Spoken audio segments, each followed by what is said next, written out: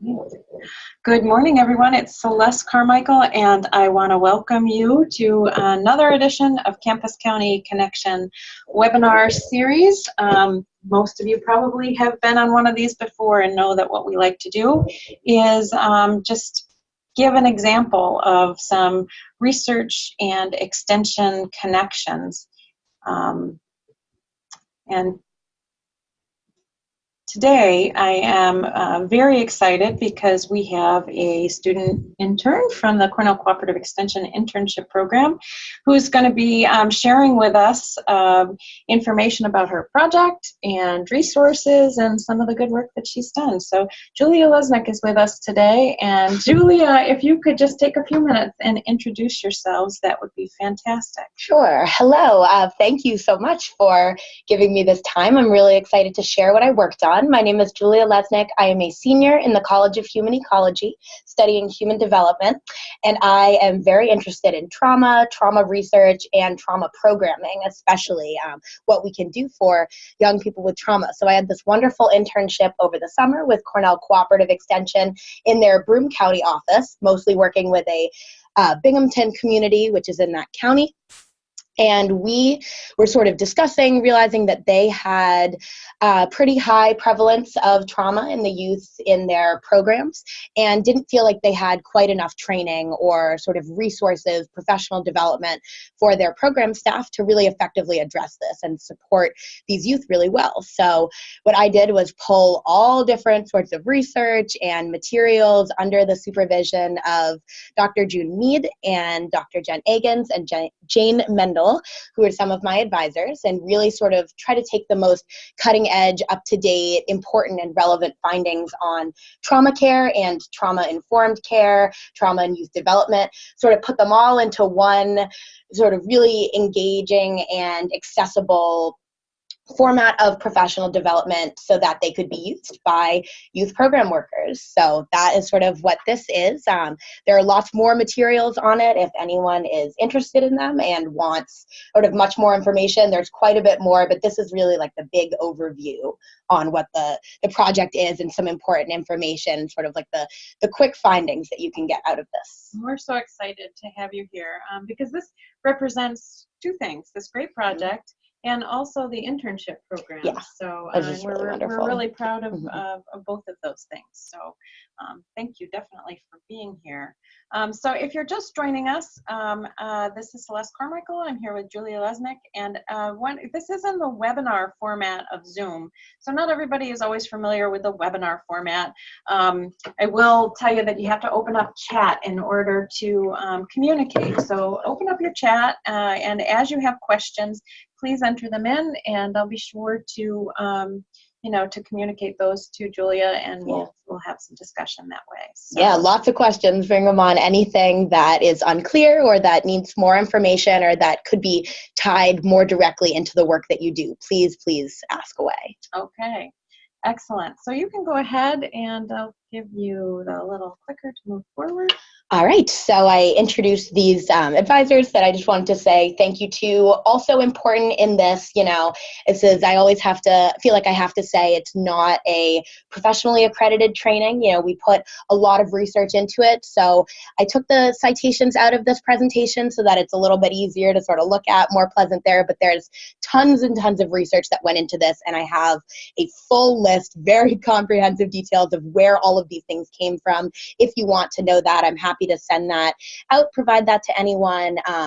And there is like a very strong research base to this, but again, it has not been accredited by any sort of professional organization that says, yes, this is like an accredited trauma training. So, take it as that, but it is very sort of grounded in research. So I want to sort of give that little disclaimer at the beginning. Oh, a little click. I'll try it again. Okay, great.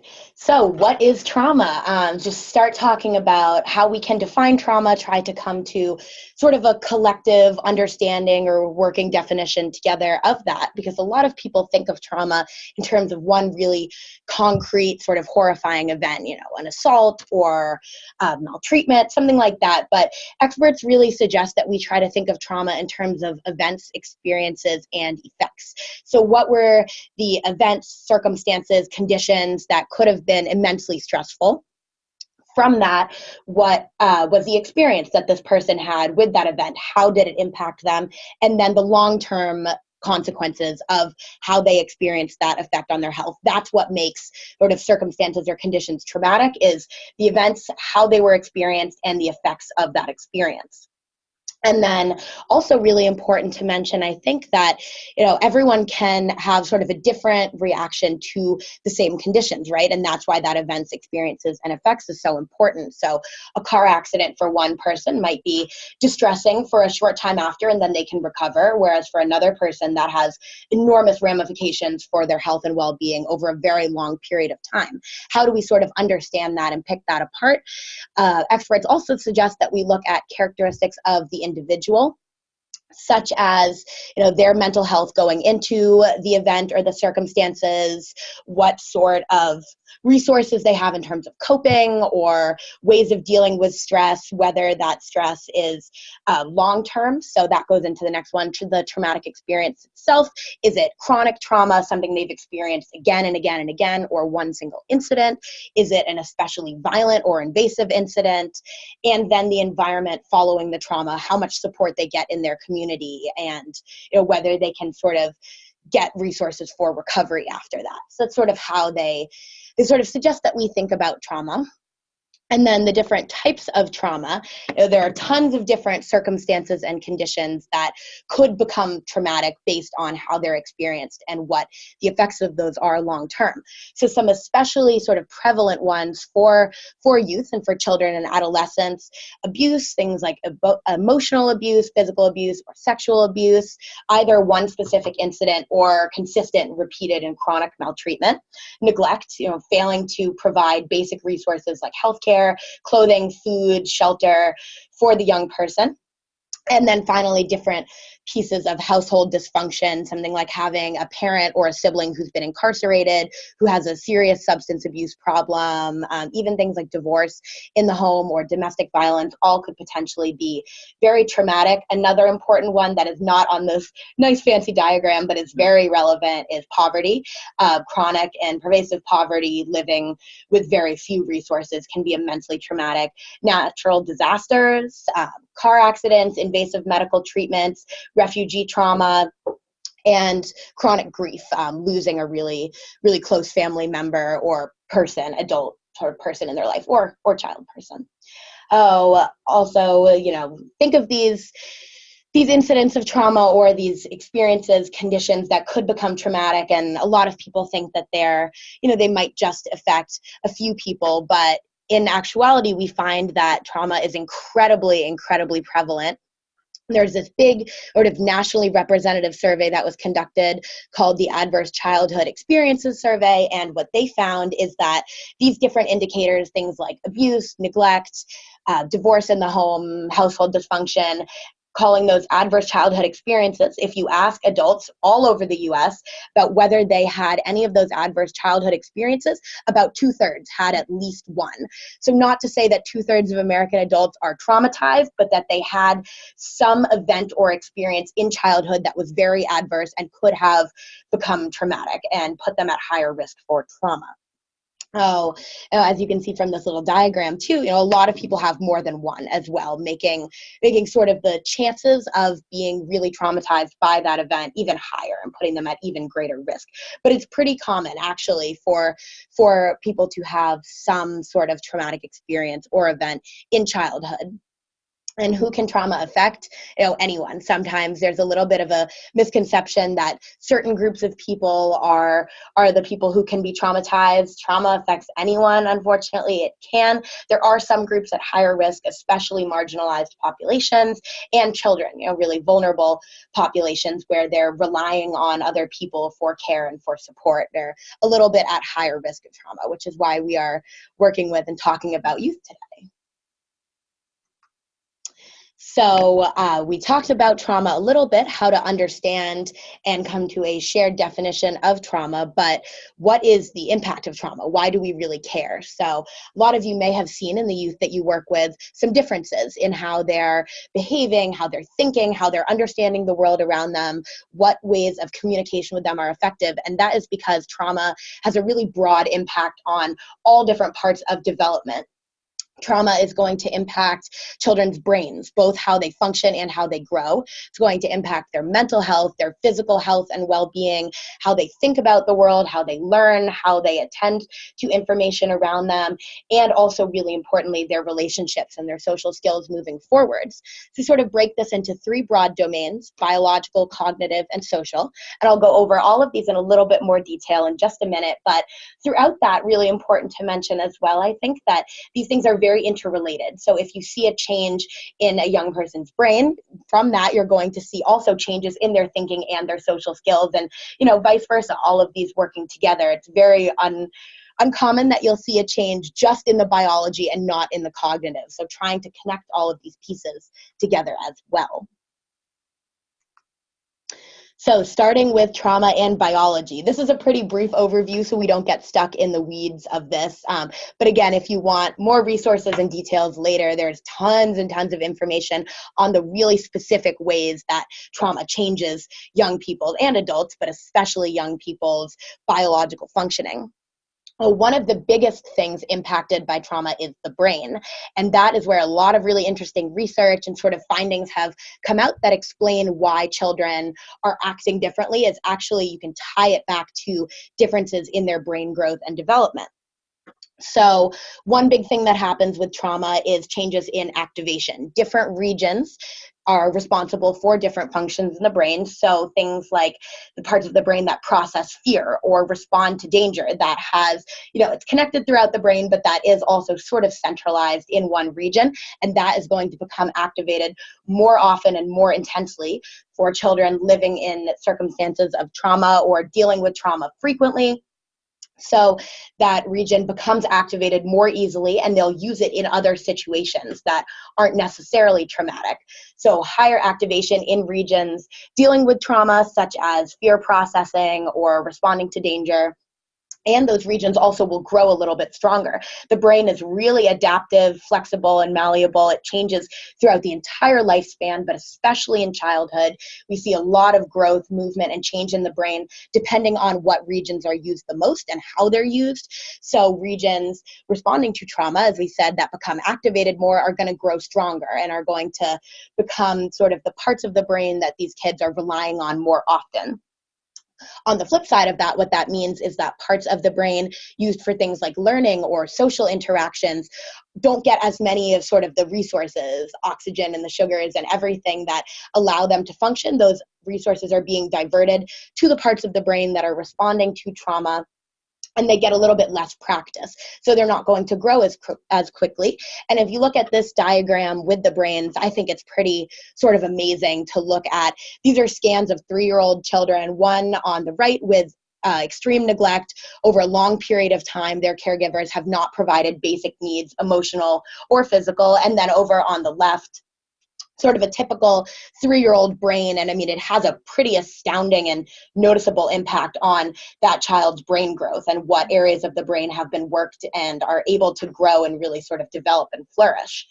Oh, the other parts of biology that have a pretty strong sort of response to trauma and are shaped in many ways by trauma would be the hormonal or endocrine system and the immune system. So for hormones, what comes most into play is how young people are using the system of sort of chemical messengers. So when something happens in the world around them, their bodies will send out these messengers to coordinate their response and allow them to respond appropriately to the situation.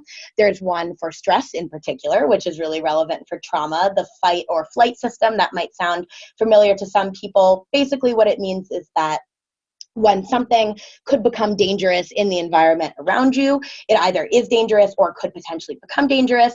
A whole bunch of little messages go off that are going to prepare that young person to respond to the trauma.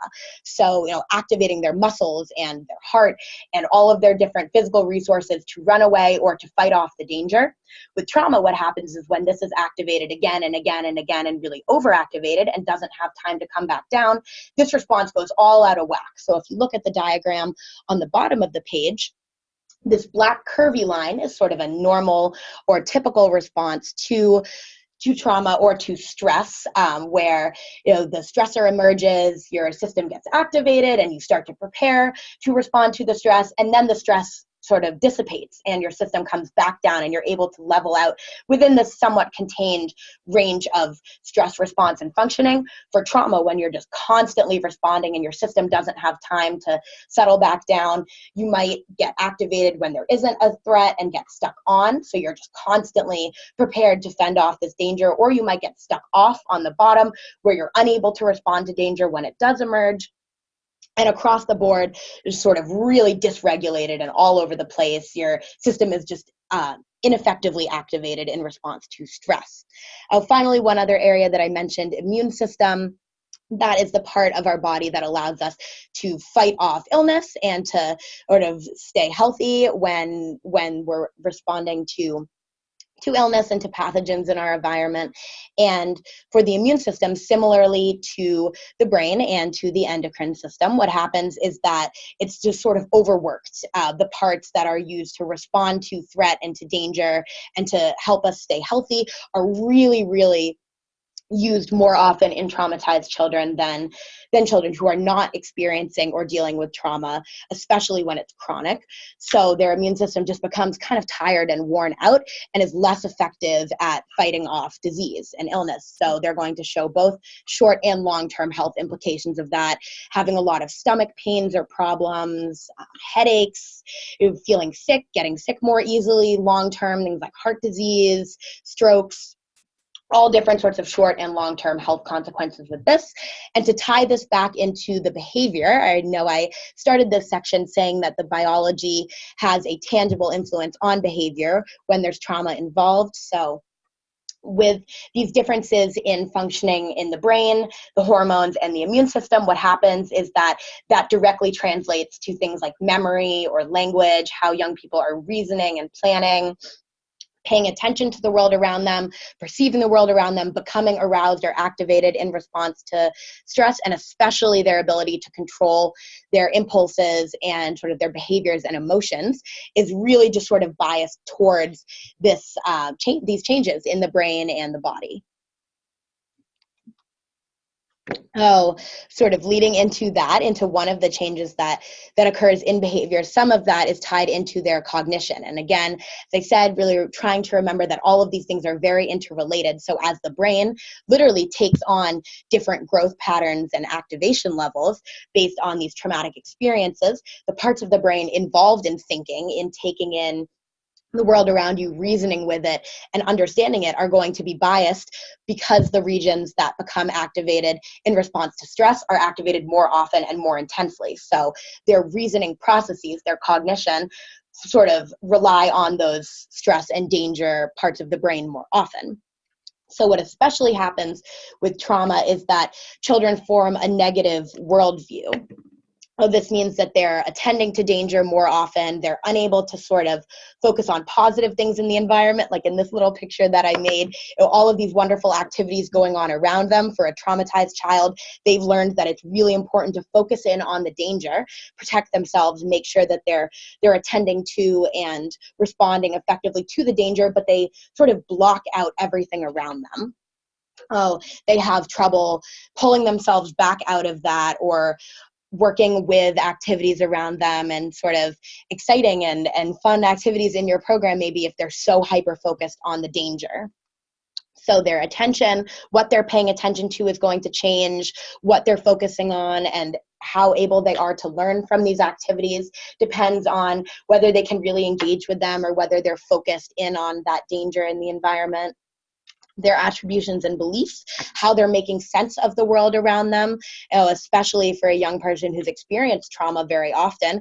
They tend to attribute sort of ambiguous or maybe neutral situations as dangerous and think that it could be their fault. They'll come to believe that the world around them can be dangerous. So the way that they make sense of the world is going to look a little bit different.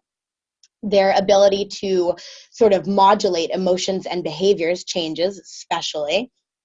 And that is one thing that can be really noticeable in terms of behavior, is that these children seem to really struggle, these children and adolescents seem to really struggle with the ability to bring their behaviors back in and direct them towards a goal. They just seem sort of all out of whack, and like they are very impulsive and maybe seem to be focusing on the wrong things, can't take in directions and information and use them effectively. And it's because their regulation has changed. Their ability to modulate behaviors and emotions in response to goals and to changes in the environment differs when you're constantly working to protect yourself and survive in the danger. Memory changes, and that is especially because what they're focusing on with that attention and perception tends to be negative events in the world around them over positive events. So they spend more mental effort working with these negative conditions and perceptions, and that's going to be what they remember more. And then also just mental health.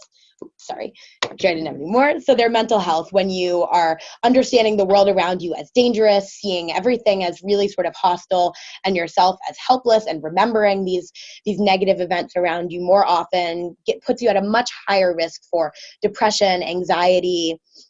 We mentioned earlier with the regulation, impulse, and sort of attention deficit disorders. So lots of different areas there where mental health can be really definitively impacted by trauma. Oh, finally, last domain to cover is going to be social development here. So for the social development, that looks especially at processes of attachment. If you're not familiar with attachment, just a brief overview of that. That is how children form sort of long and secure bonds with an important caregiver or provider. An attachment figure is sort of what they call it. And attachment operates throughout the whole lifespan. So adults form attachments to each other, like your partner. Once your parents sort of grow up and you are an adult and they're becoming elderly, you might become their attachment figure, but attachment is really sort of important to understand in early childhood, throughout childhood, even into adolescence, as it forms young people's expectations of relationships and sets up sort of a pattern or a model for how they come to act in future relationships. So in particular, what can happen with trauma is young people learn that their caregivers are not available when needed, or even sometimes that the caregivers are dangerous or threatening. So that's the experiences piece on this diagram. They experience caregivers as unable to protect them in the face of danger, or as actually the source of danger. They come to expect in future situations that that caregiver, for whatever reason in the trauma, is not going to be able to support them, and then that changes later behaviors going into future interactions.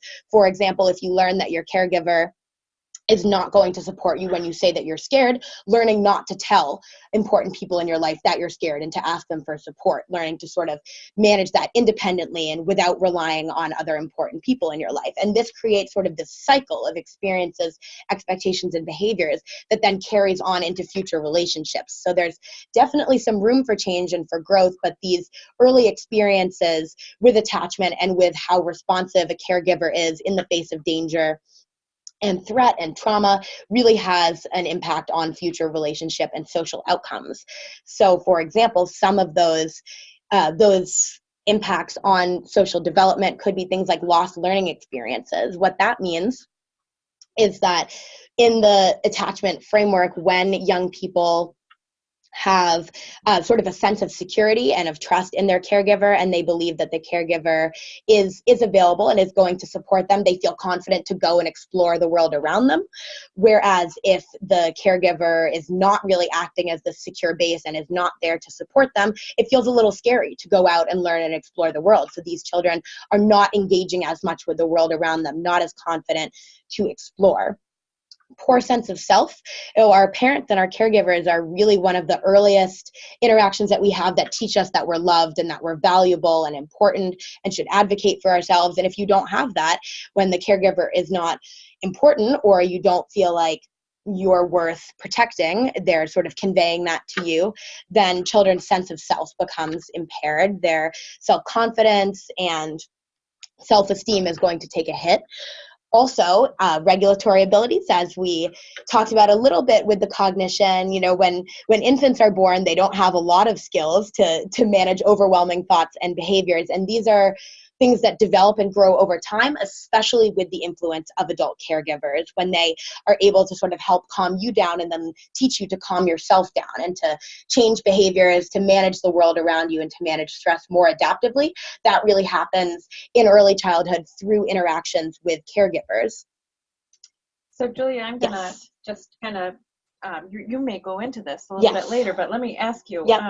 So for the folks that are youth workers or planning and implementing youth development programs, I can understand how some of this, especially knowing, that percentage, that graph that you showed us at the beginning, and thinking about adults and what the percentage of adults that have had traumatic experiences, reflect that back on the youth. And you had mentioned that in Broome County you had there was a noticeable traumatic experiences. I don't know how that was arrived at, but just given that information, how should a youth worker use this information to kind of prepare and be ready for absolutely. So I definitely should clarify that a little bit. So this part, finishing right here in just a moment with the social development piece, is intended to sort of provide understanding of what happens with trauma, so that then you can take this understanding of the ways that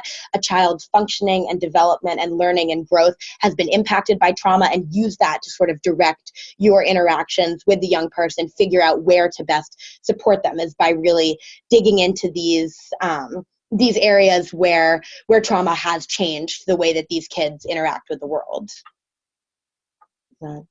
So are we there right now? So dysfunctional later relationships, as I mentioned, this cycle of experiences, expectations, behaviors, what you see playing out in your future relationships definitely impacts adult relationships, because, your expectations of what other people can offer you in a relationship and how you're supposed to treat others will carry forward. And then finally, ineffective communication. If you learn that asking for help is not going to be supportive, going to be less likely to ask for that help in the future, right? Or you learn that conflict or aggression is a productive way to handle stress and feeling upset, then that's something that carries forward as well. So as we sort of just mentioned, now that we have this understanding, we need to know what to do with it, right? It's useful to have this awareness of the impact of trauma, but for us working with young people in programs, what's more important is what we can do with that understanding. And that is where trauma-informed care comes in. Trauma-informed care is really looking at taking this understanding of trauma and using that to direct our treatment by addressing the ways in which trauma has changed development, and really working to support these delays or changes to help these kids recover and heal. In terms of trauma-informed care, they sort of think of 4 R's as guiding this treatment framework. The first one is going to be realize. You want your staff, families, programs, participants to realize the impact of trauma, which we just went over a little bit. So if you are able to look at a young person who's acting out and remember the ways in which their brain has been changed and their social skills and their ways of thinking of the world have been influenced by trauma, that's going to really change how you go into that interaction, right? It's not because they're a bad kid or they're really difficult or they're not trying hard enough.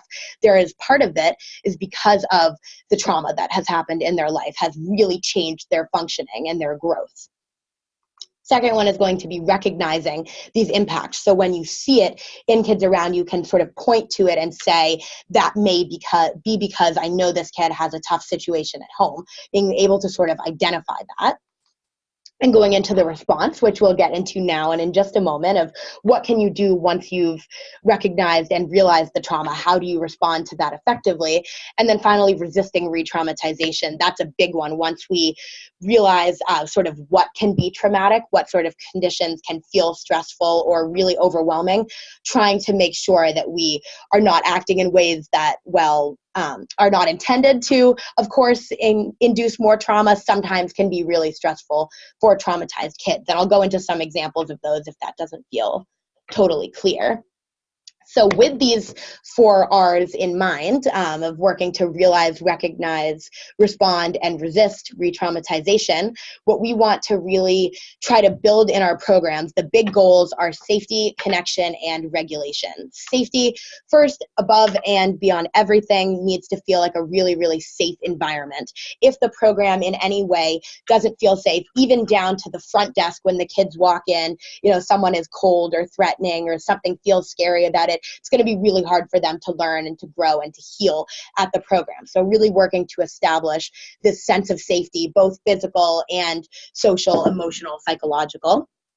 After that, rebuilding connections. So a lot of times in trauma, these connections, both internal, how youth are relating to themselves and understanding themselves, their connections to the broader world around them and seeing a lot of things as hostile or dangerous, and their connections, of course, to staff, providers, peers, other people, want to really work to build healthy and strong connections. And then finally, the regulation, making sure that these kids are building tools to manage overwhelming feelings and to sort of adapt to those feelings and still learn and grow in this environment. Oh, what can we do now?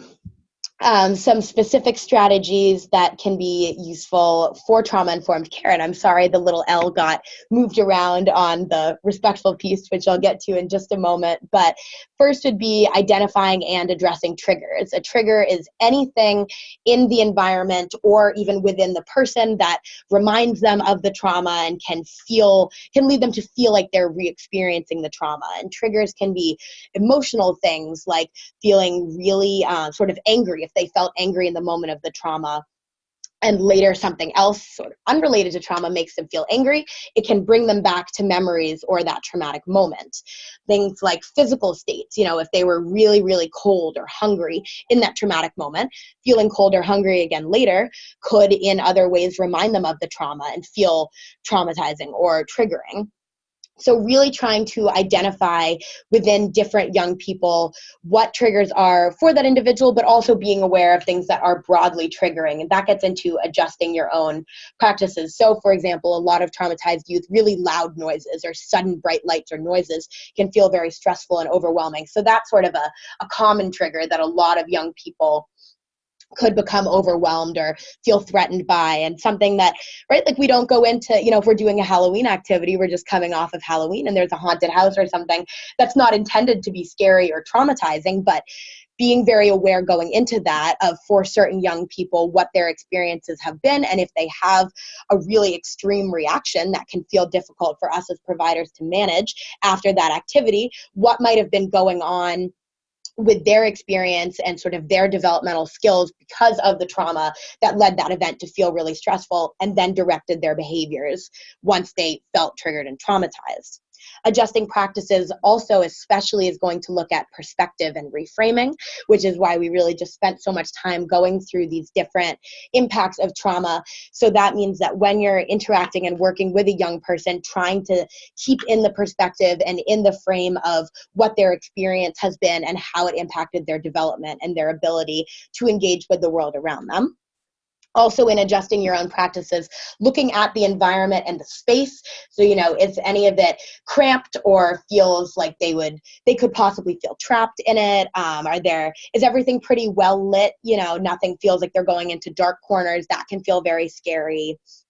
Also, in adjusting your own practices, trying to offer lots of opportunities for choice, especially in in people who've experienced trauma, the choice has been taken away from them. The circumstances have been forced on them. So trying to re-empower young people by offering them choices when possible, really making it clear that they are able to make this decision for themselves.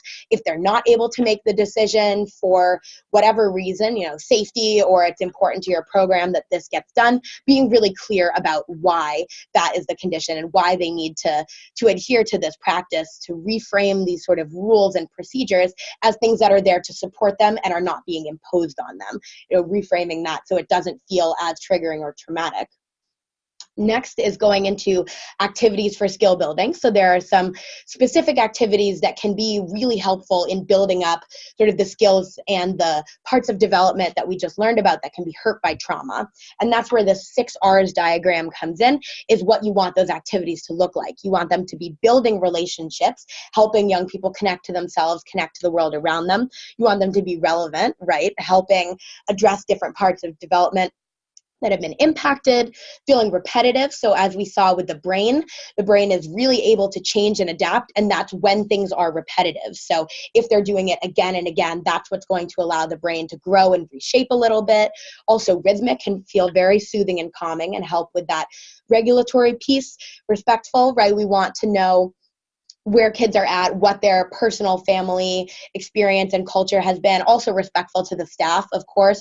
You need to be doing activities that feel safe and effective and valuable to your program overall. And then finally, rewarding. They can be fun. It doesn't have to be that they're doing this really stressful and unpleasant activity. These can be things like yoga or music or dance, nature activities like gardening, painting, or drawing. All of these can be sort of directed and guided in ways that can really promote healthy growth and recovery for traumatized youth.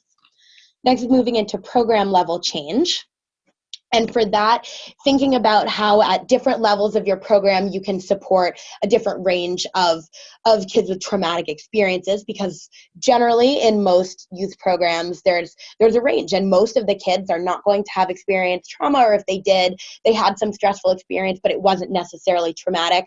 However, having sort of a universal level of support and staff who understand that situations in the environment can feel stressful and can cause children to act out in certain ways, that's going to benefit the youth overall. So there can be sort of this universal level of supports. Then going on to identify kids who are at a little bit of a higher risk, maybe a very sort of low socioeconomic background with their family might be putting them at higher risk. That there's some stress in the home.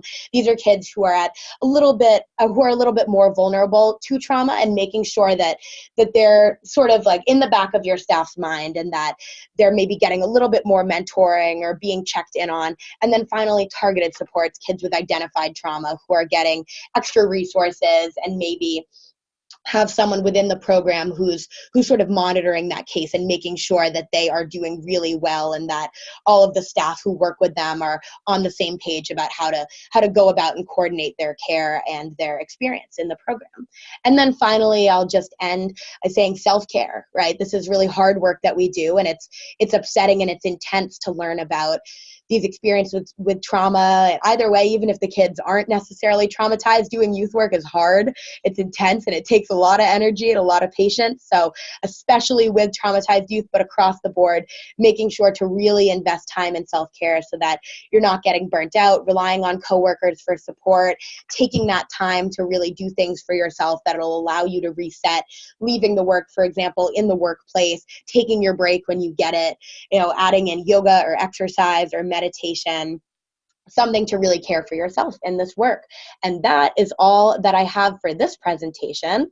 So questions, please. I know I went a little bit fast through it. I wanted to make sure we got all of the content out, but if anything was unclear, needs more connection, questions. Okay, so we're going to pause right here and give you some time to digest a little bit and ask some questions.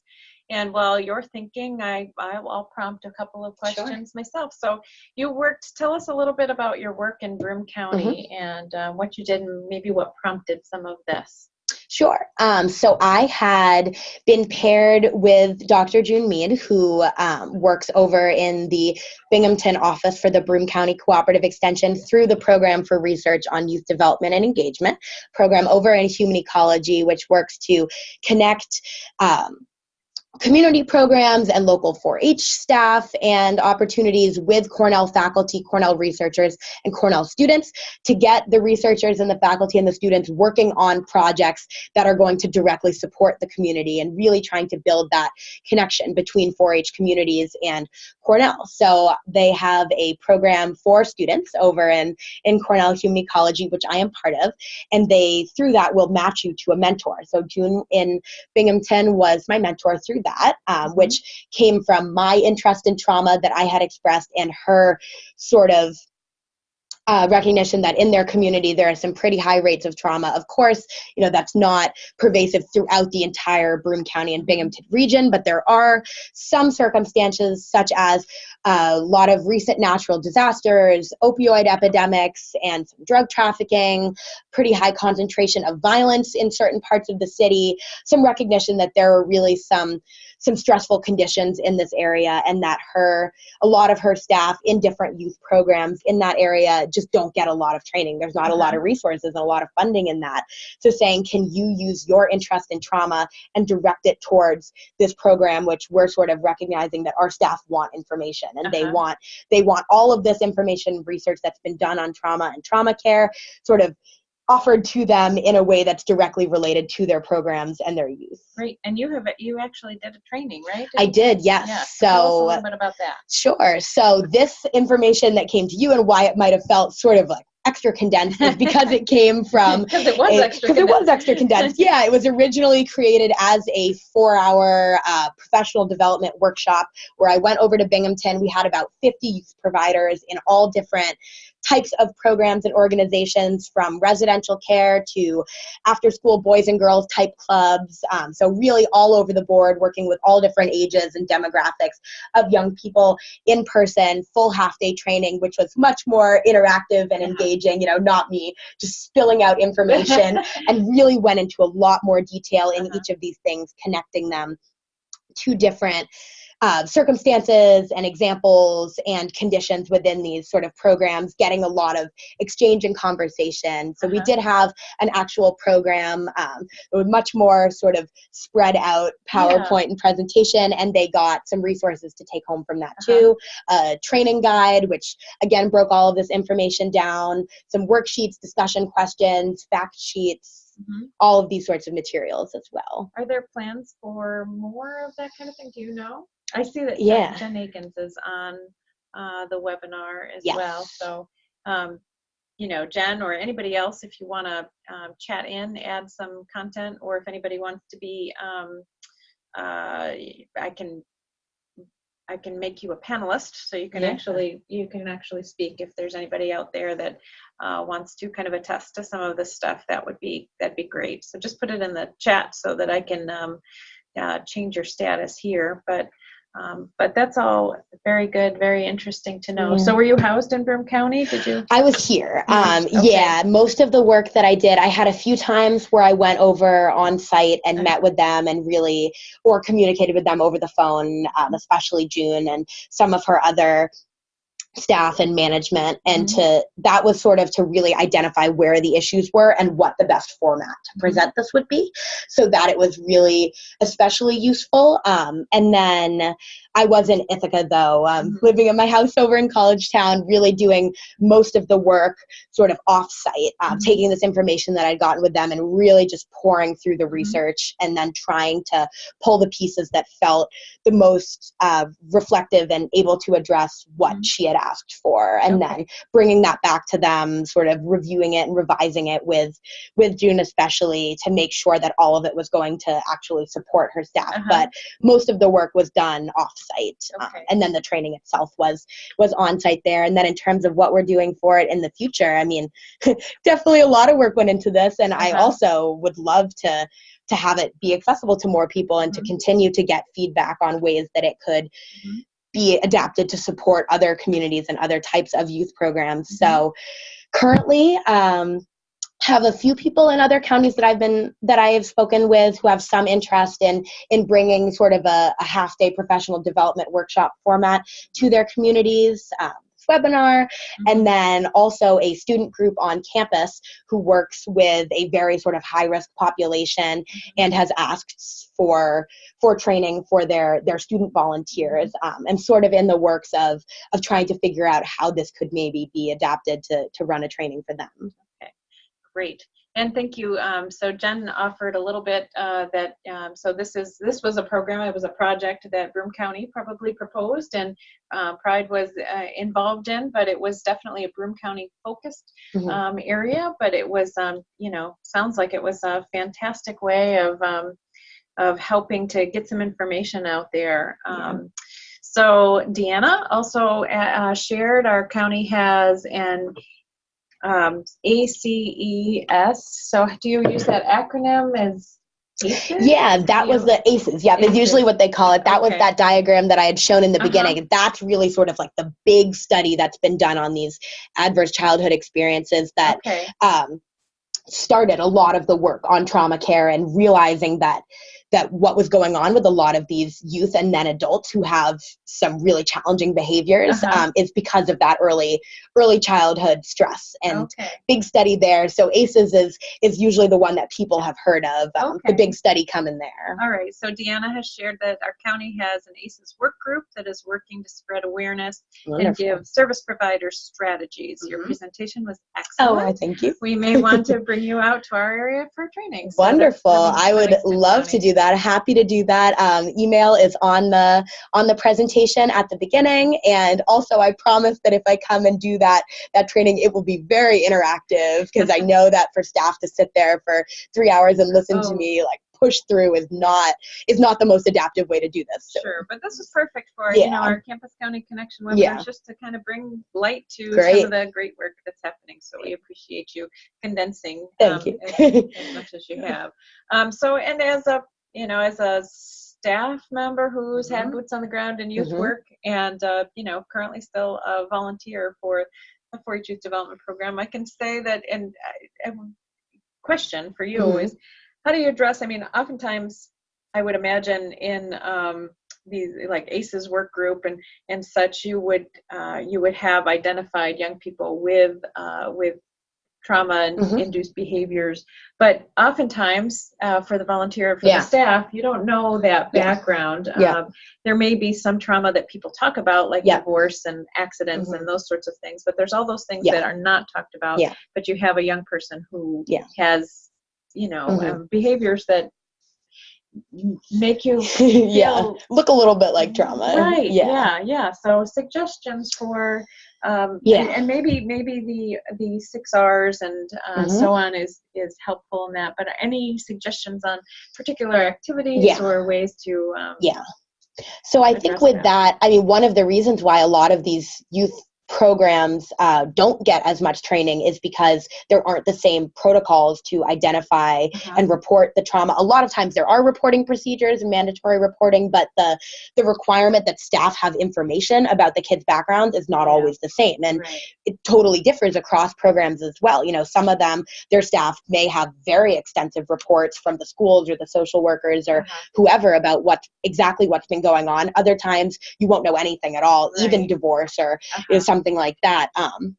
So another resource that I have and can put online is identifying signs and symptoms. And it can be useful to use to sort of try to ground understanding of that young person with or without trauma. I mean, either way, I think it can be really productive to think of young people as growing and functioning based on their experiences. So it doesn't have to be trauma necessarily that's caused some of these kids to struggle, but in terms of activities that can be used to promote this, I mean, also if you just go online and do a little search of like activities for trauma support, there are tons of suggestions, and a lot of these are not things that need special materials or resources. One of the biggest ones I've seen is music, sort of like group music activities. Yes, that sort of depends on the age of what that activity might look like, but that's going to help kids get this sense of rhythm, which is usually disrupted by trauma and just by having sort of this chaos and threat and danger all around them. So the music can both help kids sort of connect to each other, sync with each other and the community, and help them develop sort of these patterns and behaviors that they can then use to calm themselves down later, right? If you're working on a music activity, that's something that they could take and do on their own. The gardening activities and nature related activities, or even bringing things outside, can really help ground kids, sort of feeling like they're in the present and in the world around them. Connecting and working with nature can feel very calming and soothing. So that's one where, if your program has an activity, just bring it outside sometimes, right? That can be an easy way to do that. Journaling or artwork, or these opportunities for reflection. Just can bring those in little bits and pieces. And then one of the biggest ones is yoga meditation. And that can be hard if you don't have staff who are trained in that or know that. But sometimes there are meditation activities where you have kids close their eyes and imagine them describe a scene, read out the scene and have them imagine that. And that's a really good mental exercise that you could sort of train and help kids build to do that. Like, we're going to use this activity together right now to bring our stress level down and to focus ourselves in the moment and to sort of work on really being in control of our thoughts. And then that's something that they develop and become skilled in. Yeah, sure. And this might fall under universal supports, because regardless of the group of youth or adults, those are some, and the program planning end, even the 6 R's kind of fit in with whether I see there's a couple of nutrition educators on, so they're familiar with 4A, the way of developing a program so that people are attentive and interacting with each other and focused on, their heads are wrapped around the activities that are being offered. So this is good. Another question that came in is Broome County using the ACEs survey to collect data? Is that something you can answer? I do not totally know, especially because the work that I was doing in Broome County was through Expanded Learning Network, which is sort of, I don't want to describe it quite wrong, but the way that I understood it was sort of like an organizing body to offer resources and supports to independent youth programs. So across the board, all of those different programs that the Expanded Learning Network supports and that I did this training through, they all have their own protocols and measures in place, whether they do or don't, or how they collect data.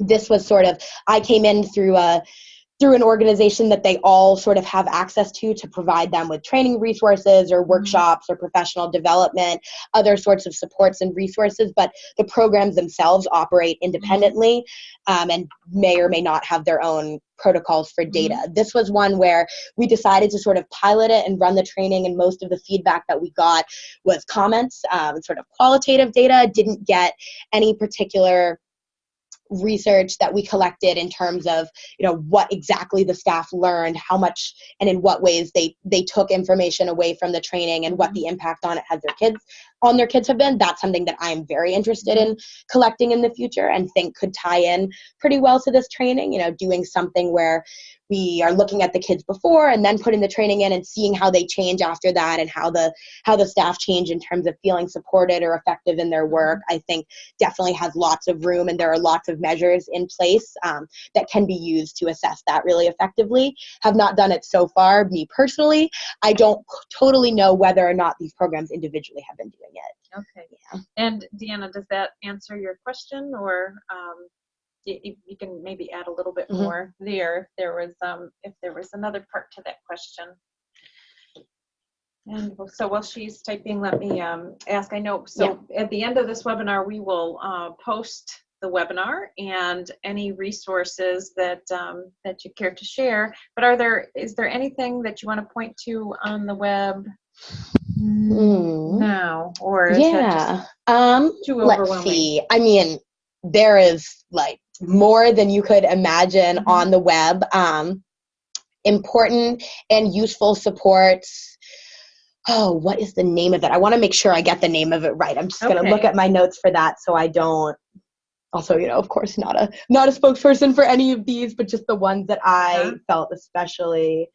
Okay, the National Child Traumatic Stress Network is doctors and researchers and pretty high-level scientists and practitioners who have really taken these findings and made them very sort of condensed and engaging and accessible. That's where I got a lot of my materials from. National Child Traumatic Stress Network, and they have every different topic. So, if you want to look at one particular type of stress, you see that poverty is really, really prominent in your area and want more resources on that in particular. If you want to focus more on brain changes, they have a whole section for that. So they really break it down and, yes, yep, that was it. So. Yep, and then they have that whole resources page with lots and lots of great sort of well broken down and organized materials. Okay. Yeah, right under that little resources tab. So it's just nctsn.org if anybody was interested in looking right away. And where were you? Oh, sure. Point to. Yep. Something. Where am I? Right up here under resources, they have all of these different, especially the topics. You go in under the topics and you can really break it down and find exactly what you're looking for pretty easily. Yeah, search button. I also found when I would just put things in a general search engine, this is what came up pretty often. And this is all going to be very well validated and, this has been checked. This stuff is as good of the science as they've got it. But of course, there are lots of other resources and supports and websites, but I really especially appreciated how they broke it down into little sections. Okay, very good. Thank you. All right. So any other closing or wrap-up thoughts? If there is feedback on especially how sort of relevant it felt to your programs, I am always looking for that. That's my goal, is for this to be useful and to be applicable. So if there are thoughts on that or feedback on that, I would love for it. And if more resources or the extensive materials that I created for this training would be useful for anyone, please shoot me an email, jml522@cornell.edu, and I would be happy to send that anywhere. Yeah, and I'm going to show you where we'll post some resources here in just a second. But if you joined us late, I just want to just mention again, thank you so much. Thank you so much. And Julia is just finishing up her senior year. So anyone's looking to hire. Yeah, and was a student intern with the Cooperative Extension Program. So that's just a great example of what could be done in the student intern program. So wrapping up this Campus County Connection webinar series, I'm going to just show you where to find a recording of this webinar and any resources, as well as any other Campus County Connection webinars. So you should see on your screen the staff site, staff.cce.cornell.edu. If I look at the units, Organizational Development and Accountability is the unit that I belong to, and all of the things, all of the resources that we push out there are here on the Org Dev and Accountability page. Campus Program Connections links you to a lot of opportunities for program work teams, for funded extension projects, to see the Campus County Connection webinar series, and that full list of recorded webinars is here on the left, and upcoming webinars is here on the right. So today's webinar will be on this particular page. There you are, right? And so we'll have the link to the webinar as well as any resources here, probably up by Friday. Wonderful. So, thank you very much, everybody, for joining us. Looks like we got some thank yous coming in. Thank you. So, and that's a wrap. So if you have follow-up questions, feel free to share anything with us. An evaluation will pop up as you close the webinar today. So fill that out if you could. If you have any other suggestions for topics for the Campus County webinar series, I'm always open for suggestions. So thanks, everyone. Thank you. Have a great day. Thanks, Julia.